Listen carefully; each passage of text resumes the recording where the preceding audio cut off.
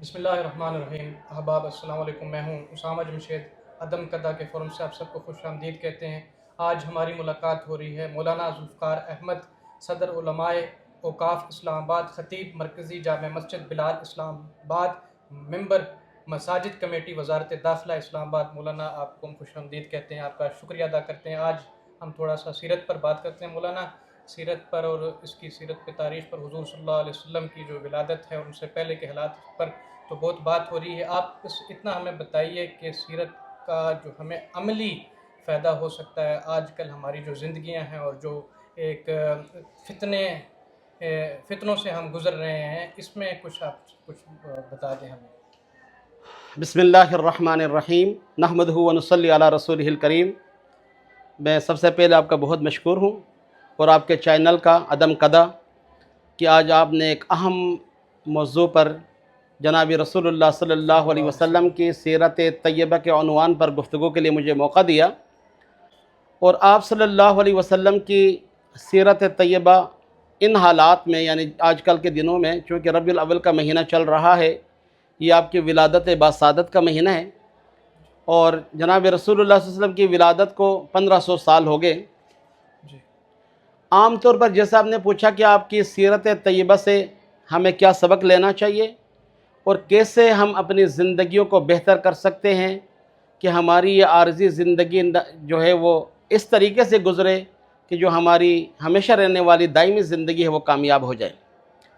دو چیزیں ہیں، ایک جناب رسول اللہ صلی اللہ علیہ وسلم کی ولادت باسعادت، اس میں خوشی منانا، جشن مناتے ہیں بہت سارے حضرات، سب کو خوشی ہوتی ہے تمام مسلمانوں کو آپ کی ولادت باسعادت کی، لیکن وہ تو غیر مسلم بھی مناتے ہیں۔ ابو لہب نے بھی صوبیہ باندی کے بارے میں آتا ہے کہ انگلی سے اشارہ کر کے آزاد کر دیا تھا جب یہ خوشخبری سنائی۔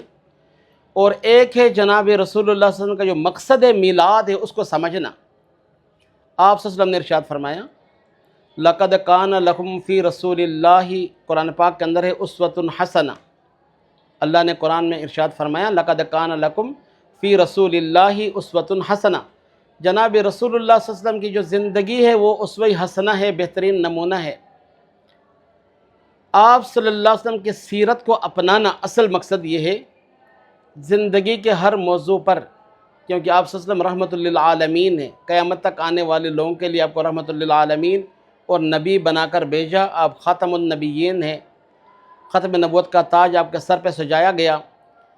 اب جناب رسول اللہ صلی اللہ علیہ وسلم نے جو بھی کام کیے، صحابہ کرام رضوان اللہ تعالیٰ علیہ مجمعین ان کو محفوظ کیا، اور ہمارے سامنے آپ کی سیرت ہے۔ ہم اپنی زندگی کو حقیقی معنوں میں جناب رسول اللہ صلی اللہ علیہ وسلم کے اسوہ حسنہ کے مطابق ڈھال لیں اور اس پر چلیں۔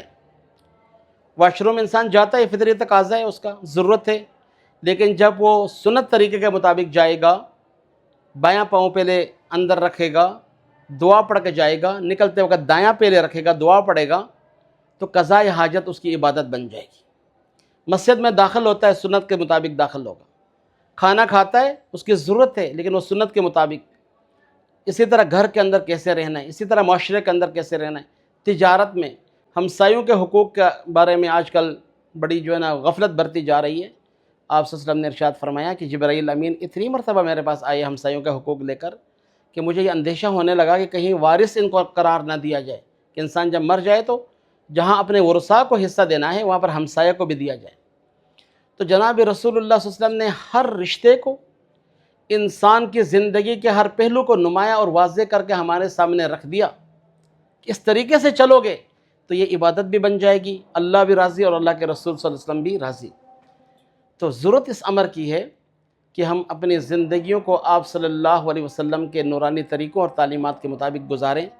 چونکہ اب اذان بھی ہو رہی ہے تو ہمیں یہ ربیع الاول کا مہینہ جہاں پر پوری دنیا میں سیرت کانفرنسز ہو رہی ہیں، اس عنوانات پر گفتگو ہو رہی ہے، ہمیں یہی پیغام ملتا ہے کہ جناب رسول اللہ صلی اللہ علیہ وسلم کی سیرت کو اپنائیں اور اپنی عملی زندگی میں نافذ کر لیں، آپ کی ایک ایک سنت پر ہم چلیں۔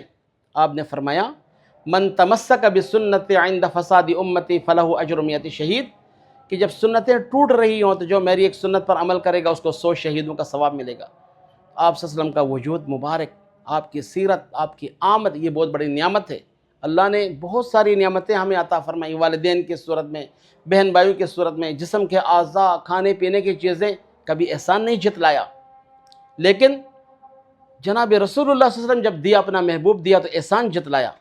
لقد من اللہ علی المؤمنین اذ بعث فیہم رسولا من انفسہم، اللہ نے احسان کر دیا تمہارے اوپر کہ اپنا محبوب تمہیں دیا، کہ وہ تمہیں تعلیم دے رہا ہے، تمہاری زندگیاں سنوار رہا ہے، تمہیں کامیابی کی طرف لے کر کے جا رہا ہے۔ اللہ تعالی ہمیں آپ صلی اللہ علیہ وسلم کے سیرت کو صحیح معنوں میں سمجھنے اور اپنانے کی توفیق عطا فرمائے۔ بہت شکریہ مولانا۔ ناظرین آپ کا بھی بہت شکریہ، نئے موضوع کے ساتھ دوبارہ حاضر ہوں گے، تب تک کے لیے اجازت دیجیے، اللہ حافظ۔